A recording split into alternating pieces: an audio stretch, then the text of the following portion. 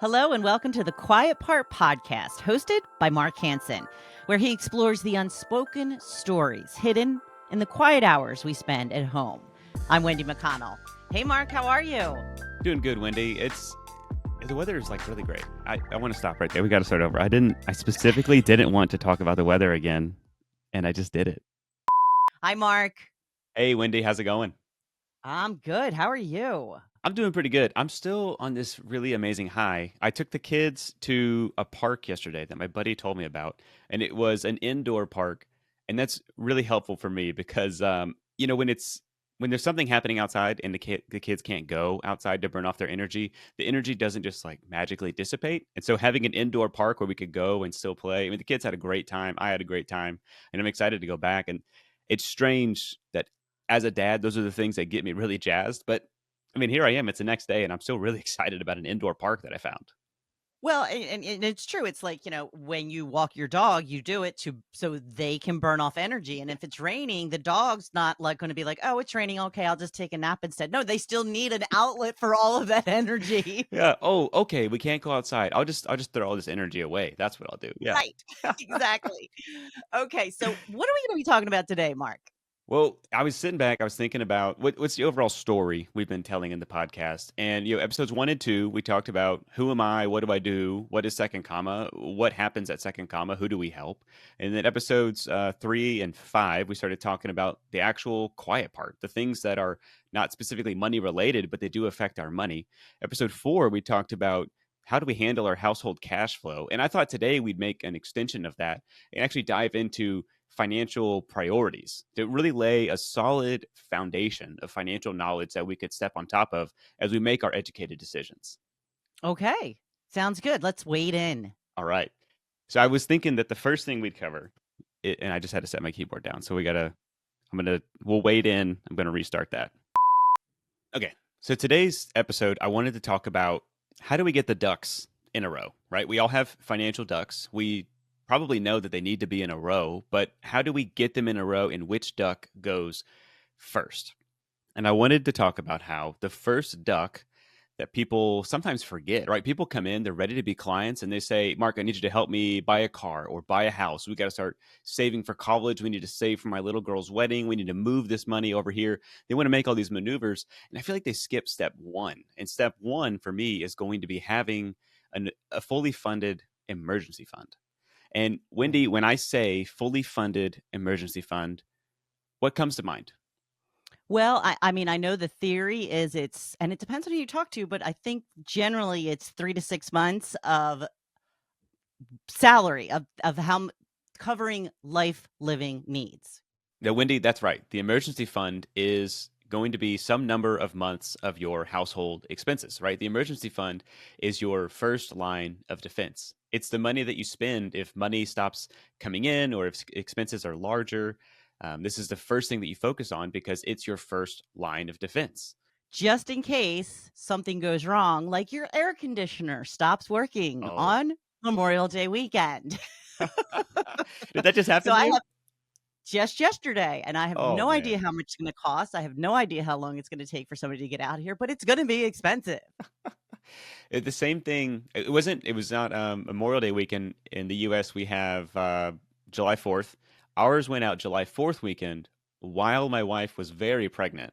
It was not a Oh, great time for an air conditioner to go out. And you would talk about an emergency, it felt like a double emergency at that point. And yes, yeah. that bill does come in. It's not specifically fun, but air conditioner, very important piece of living. Yes. So you want to make sure you have the money to get that fixed. Exactly. And if you didn't have the backstop of an emergency fund, now you're diving into personal loans, you're diving into credit cards. You're going negative to continue living your life on Tuesday that you were living on Monday. And that's not Right. a great setup for us to try to continue. And if you have more questions about, well, where does an emergency fund come from? How do I even free up the funds to move them into my emergency fund? I'd say go back to episode 4 and learn about understanding your household expenses. That's where you can go and learn more. We've already covered that topic, and it's going to be important. We're going to talk about a lot on future episodes too. But you're going to need some kind of numbers to start crunching, and you can learn a lot about those numbers in that episode. Now, the Okay, great. guidelines, you're going to hear a lot if you go online.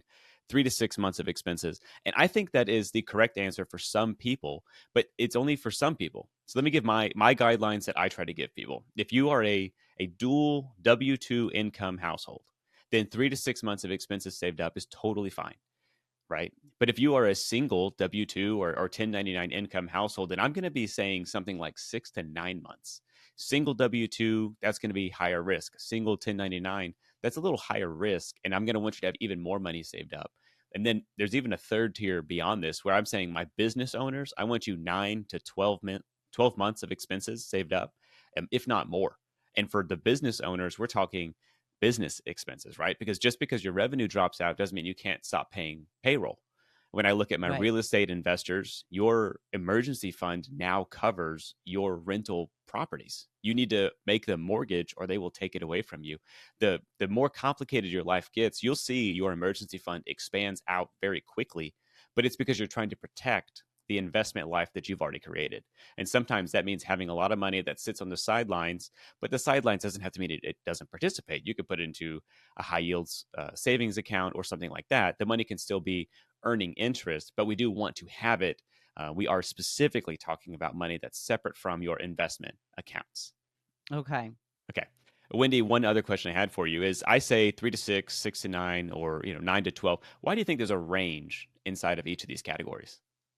I don't really know. I would imagine just because people's expenses are all different.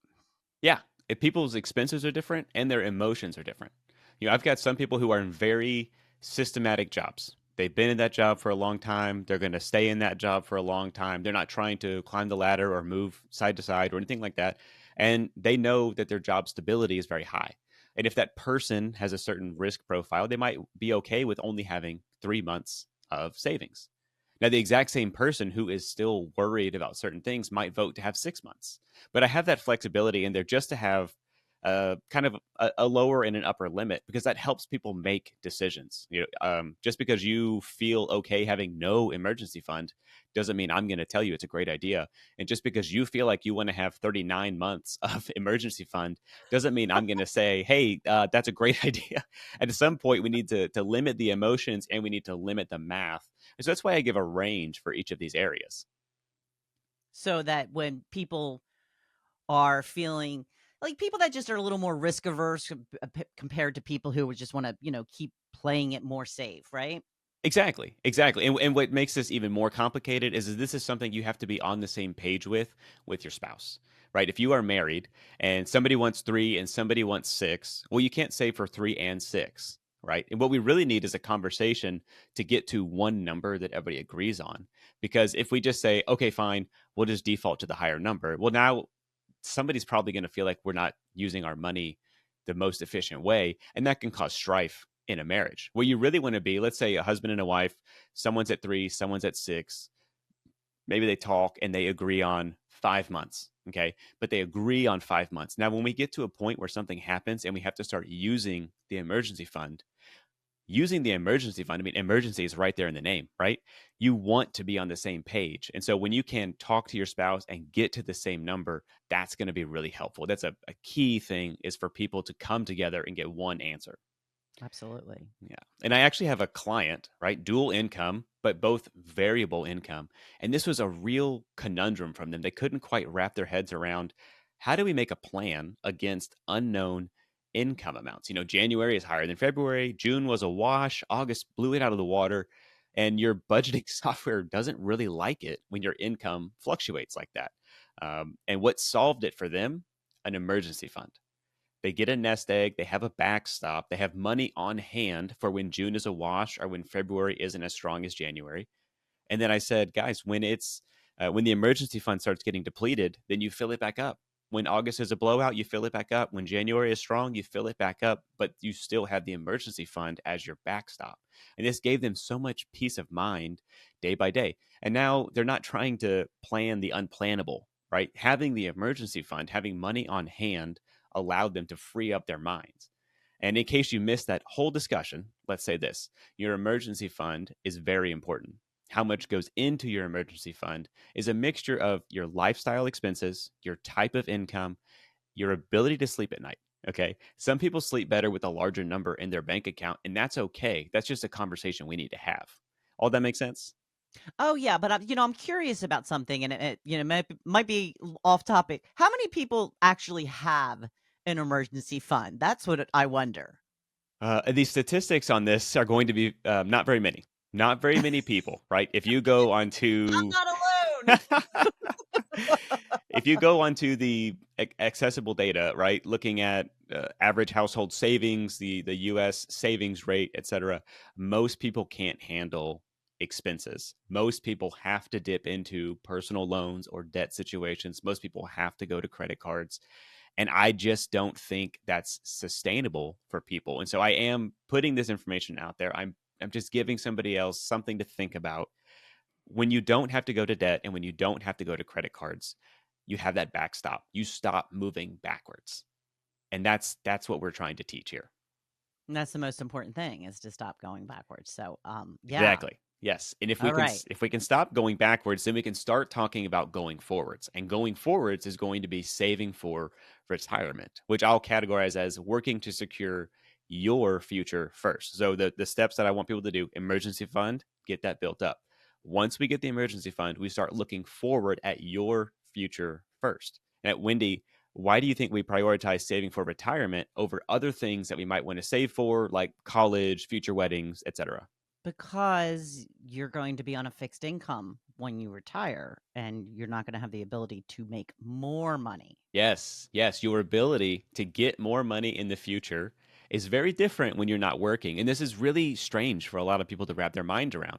When you are throwing a wedding or you are going to college, those things can be financed because you can get more money. You secure more money because you have an income. Okay. Right. If we take away the income, which means we step into retirement, it's really difficult to go to the bank and get a loan for money to pay back with money that you're not earning anymore. And so that's really the breakdown here. When people come in and they say, I've got ABC I want to accomplish, I'm like, whoa, whoa, whoa. We need to make sure that retirement is on track because you can finance a lot of things. You cannot finance your own retirement. That's a foundational difference. The wedding, going to college, they can be financed. You can't call the bank and take out a loan to fund your retirement. Could you imagine? Wouldn't that be awesome, though? It sounds so simple. I'm going to go to the bank. I'm going to ask for a loan. What are you going to ask for a loan for? Funding retirement. Right. Yeah. The first 12 months are interest free. Exactly. Yeah. Not only that, what we give up by delaying, or we give something up by delaying for retirement, and you give up one of your biggest levers. When did you know what the biggest lever is that we give up when we delay saving for retirement? Compounding interest. Oh my gosh, I had like 3 answers to lead to compounding interest. You just jumped straight to the answer. But yes, yes, when you delay saving for retirement, all you're giving up is time. And what needs time? Compound interest, compound growth, your money to have a chance to make money for you, doing the heavy lifting while you sleep, while you play with kids, while you eat your Chick-fil-A, right? We got to have a Chick-fil-A reference every episode. So that was this episode's Chick-fil-A reference. Well, I speaking of restaurants, I worked at a restaurant for many, many years when I was young, still going through college and all that. And I actually got a pension through them. And I cashed it out when I was 27, 28. It came out to a mere probably $1,700, which was an enormous amount of money to me at the time. But do you know how much money that would be right now if I had not taken that money out? And I just wish we could really convince the younger people to leave it alone. Yes. Yes. Yes. There's a study that essentially found out that the best investors were dead people because they never touch their accounts. And Ugh, I tell that all the time where it's, hey, you know who the best investor is? The people who don't touch their accounts ever. They just right. leave it and forget it, right? Yeah, I was working with somebody one time and they didn't really understand this message of prioritizing retirement first, right? It didn't land with them. And so I told them a story about the Walgreens around the corner from my house. And there's a woman that works there. And let me start off. I'm not saying that this lady made a bunch of mistakes and she did things quote unquote wrong, right? I'm not going to lay those assumptions here, but there is a woman that works at the Walgreens by my house and she's elderly. And whatever number pops into your head as retirement age, she is older than that. Okay. And she is tired. And you can see that she's tired. And she's not great with technology, but the entire checkout system is technology and touchscreens and scanners. And she is always having to thank people for being patient with her because she moves at a slower than average checkout rate because she's tired and because she's not good with technology. And there's Right. a number of reasons why somebody could or would continue to work, right? Retirement doesn't mean you never work again a day in your life. And that's why I'm not saying this lady specifically doing something wrong. People want to work into their quote unquote retirement all the time. But the main thing is that I want that to be your choice. Okay. And when you aren't able to retire because you misprioritized saving for retirement, especially when I'm talking to people that are in their 30s, just squander the next 30 years of not saving for retirement, that's not what we want to do when we're trying to make educated financial decisions. I want people when they're Exactly. ready to stop working to be able to stop working, and you will be able to do that if your investment account can supplement your income and your lifestyle. Yeah, you have to make sure that's what it's going to do, and there's enough money in there to do that. And it's Yes. really important.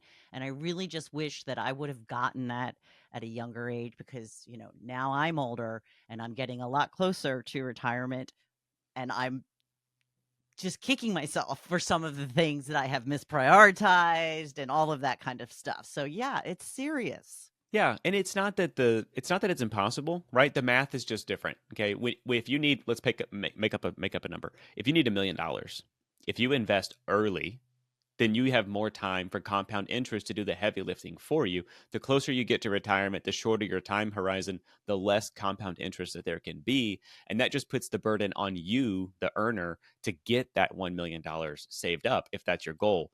It's not that it's impossible, right? So then that's something I like to tell people too, is it's not that you have 10 years to figure this out. And if you don't do it, the train has left the station and you'll never catch it because the train moves faster than you could ever run or hope to catch up. That's not how it works. It just means that instead of being able to utilize something like compound interest as much as somebody else, it's more a burden on you to actually take your dollars and save them into your retirement. And I get it, people. I hear you, right? College is closer than retirement.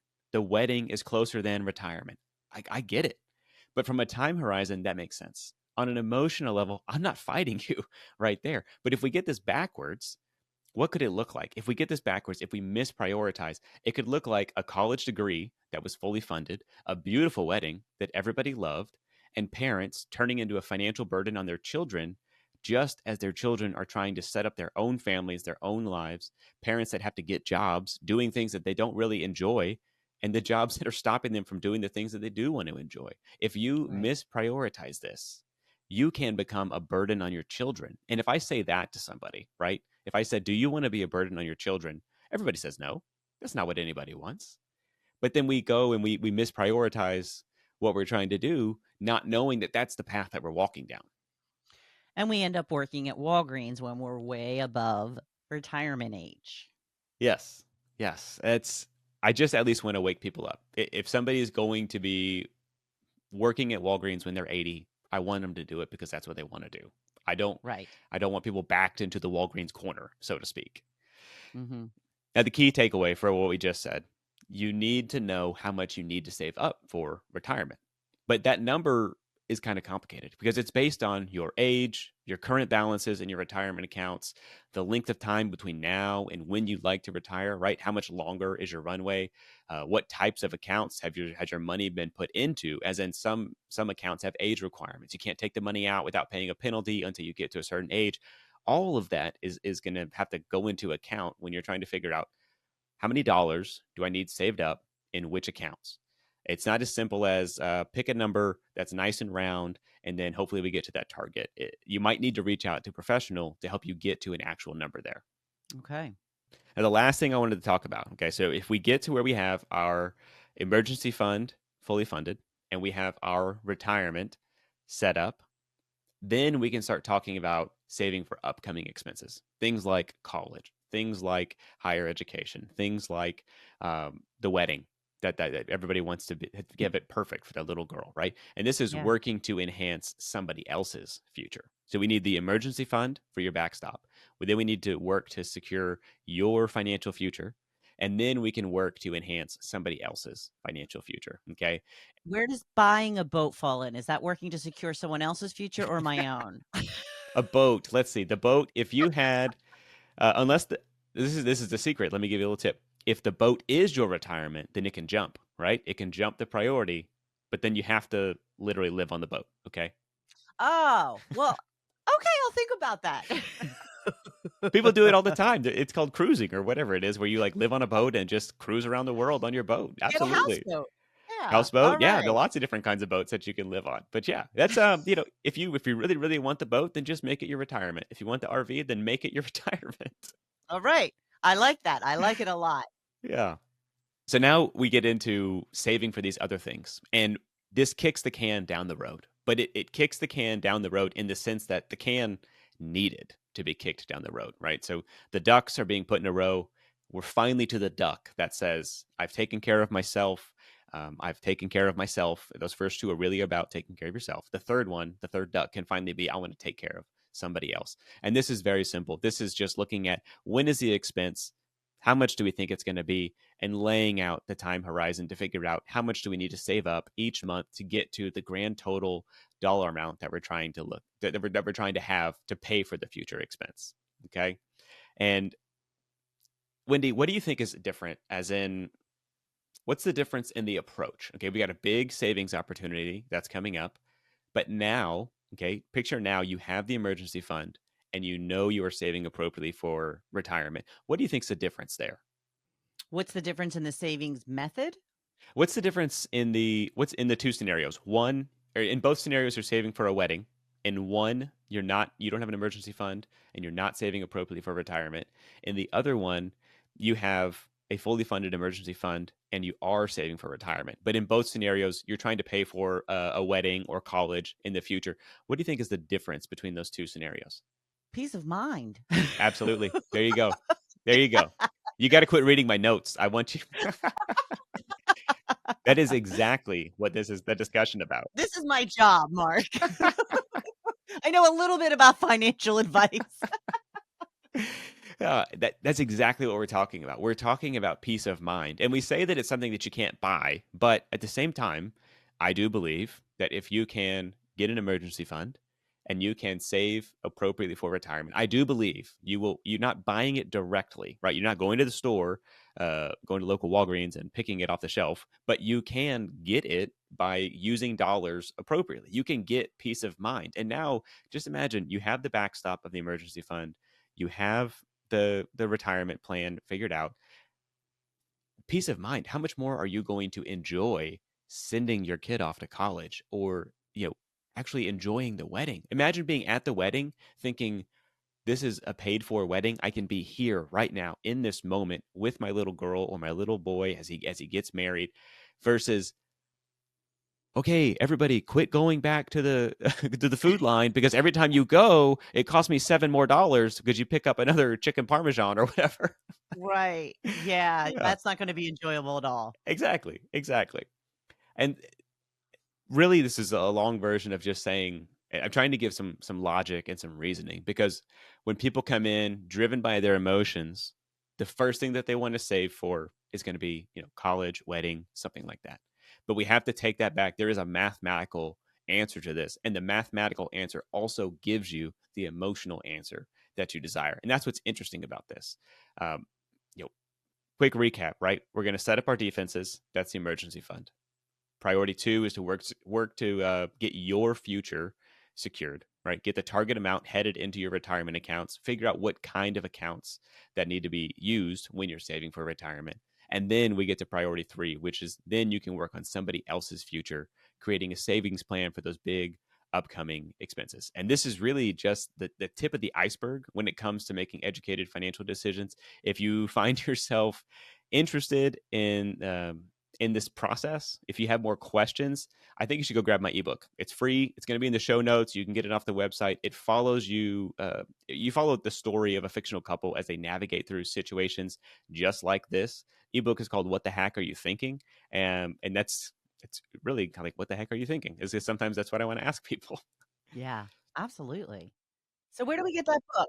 You can get the ebook on the website, all right? And your homework after listening to this episode, figure out the number that you need in your emergency fund and start working towards that number. Figure out the number and then go back to episode 4, figure out how much money you can put towards it and get that timeline laid out. And if you need some help, you can always reach out to me. Okay. Then I want you to figure out the number you need for retirement and get yourself on track saving there too. And again, if this is something you need help with, a lot of people need help from a professional. My contact information is going to be listed down in the show notes. Well, I think you give too much homework, Mark. I'm just going to go ahead and say it. All right. You're not the only class I'm taking.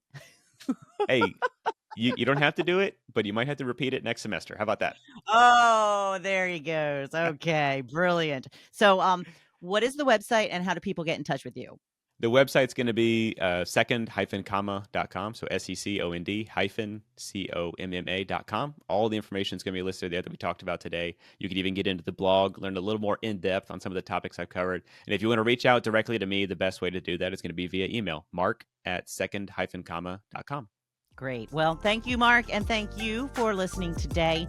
Please like, follow, and share this podcast with your friends. Until next time.